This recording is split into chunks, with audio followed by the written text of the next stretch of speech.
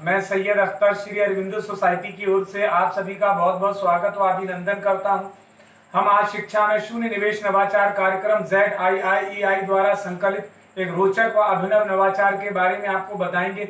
हम इनोवेटिव पाठशाला के अंतर्गत NCERT के प्राइमरी सेक्शन के कक्षा 4 की गणित की पुस्तक गणित का जादू के पाठ 14 दशमलव का प्रयोग के नवाचार अभिनव शिक्षा तकनीक की गतिविधि प्रश्न बैंक का इस वीडियो में क्रियान्वयन करेंगे।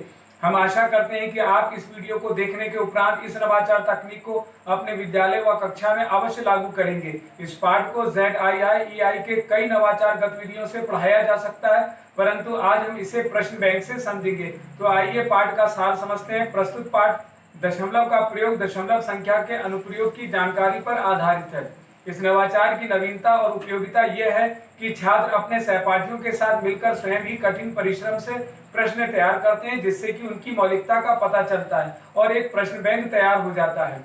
इस प्रकार नवाचार की क्रियान्वयन प्रक्रिया के अंतर्गत पढ़ाए जा रहे पाठ की अवधारणा के पुनः अध्ययन की सहायता से दशमलव संख्या व दशमलव संख्याओं का अनुप्रयोग की जानकारी पर प्रश्न बनाते हुए पाठ की समझ को विकसित किया जाता है। इस नवाचार की क्रियान्वयन अवधि को यदि देखा जाए तो इसे लागू करने में 20 मिनट का समय लगता है। साथ ही पूर्व प्रबंधन के लिए शिक्षक को किसी भी प्रकार के कोई पूर्व प्रबंधन की आवश्यकता नहीं पड़ती है, परंतु शिक्षकों को कुछ निर्देश का पालन अवश्य करना पड़ता है।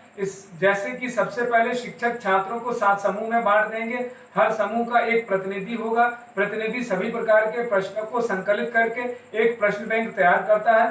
छात्र अति लघु उत्तरीय, लघु उत्तरीय और दीर्घ उत्तरीय प्रकार के प्रश्न तैयार करते हैं। समूह चाहे तो प्रश्नों की आपस में अदला बदली भी कर सकते हैं। सभी प्रश्नों की उत्तर कुंजी भी बना ली जाती है। अंत में छात्रों को प्रश्नों के उत्तर भी बताए जाते हैं, जिन्हें वे अपनी उत्तर पुस्तिका में लिख लेते हैं। इस प्रकार पुनः अध्ययन एवं क्रियान्वयन प्रक्रिया के अंतर्गत छात्र जो प्रश्न तैयार करते हैं उसकी सहायता से पाठ के कॉन्सेप्ट की जानकारी को दोहराया जाता है। आइए इसे उदाहरण से समझते हैं कि इस नवाचार को किस प्रकार से लागू करते हैं या उसके बनाते समय किस तरह के प्रश्नों को तैयार किया जाता है। जैसे उदाहरण के रूप में 1 सेंटीमीटर में कितने मीटर होते हैं, तो 0.01 मीटर। 1 मिलीमीटर में कितने मीटर होते हैं, 0.001 मीटर। इसी प्रकार 1 डेसीग्राम में कितने ग्राम होते हैं, तो 0.1 ग्राम।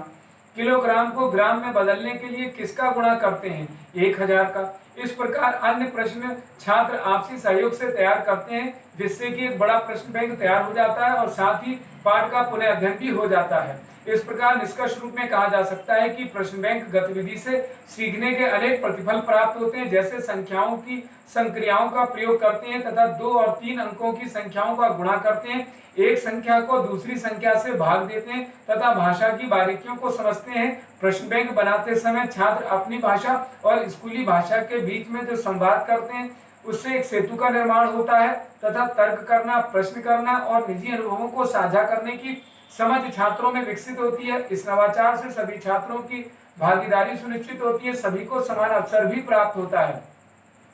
इस नवाचार में PRT अनुपात का तो ध्यान रखा ही गया है, साथ ही साथ NCF 2005 के उद्देश्यों को भी पूरा किया गया है। इस नवाचार से विशेष आवश्यकता वाले बालकों के लिए भी ये उपयोगी है।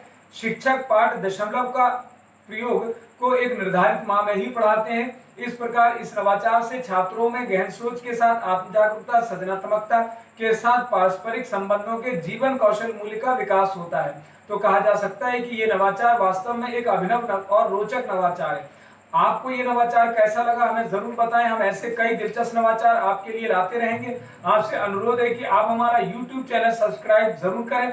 अगर आप इस वीडियो को Facebook पर देख रहे हैं तो हमारा Facebook पेज लाइक करना बिल्कुल ना भूलें। नीचे दिए गए लिंक पर जाकर इनोवेटिव पाठशाला ऐप को भी डाउनलोड जरूर करें। इस वीडियो को देखने और लाइक करने के लिए आपका बहुत बहुत धन्यवाद।